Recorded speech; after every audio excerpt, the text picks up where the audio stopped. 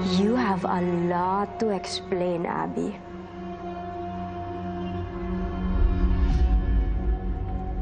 Paano napunta sa'yo yung love feast concept namin?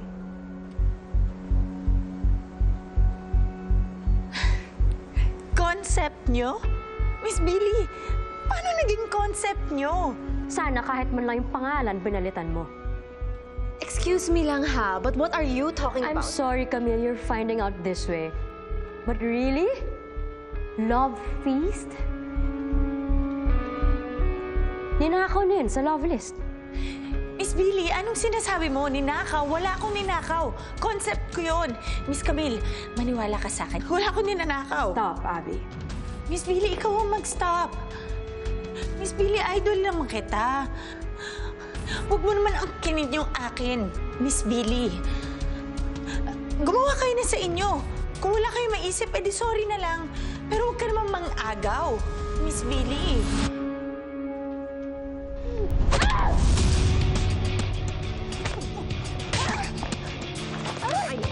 Liar!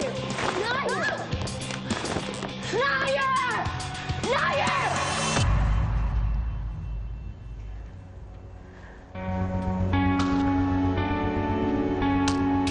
Stop lying. Paano mo nakuha? Hindi ako nagsisinungaling, Miss Billy. Wala akong kinukuha sa'yo. Akala ko nun, wala ka lang talagang choice, kaya kailangan mo magsinungaling sa application mo.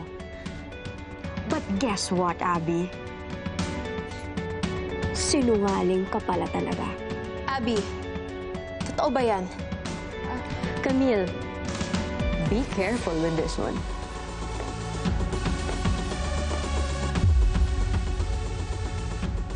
Manloloko yan.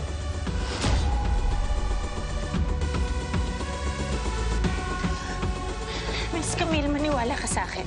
Hindi ko alam sinasabi ni Miss Billy. Dahil concept ko naman talaga yun. Idea ko Abby, lahat. enough with the drama. Miss Billy, Okay na. Malinaw na sa akin. Alam ko na kung anong klaseng tao ka. You made a choice. You know this could turn into a legal case, right?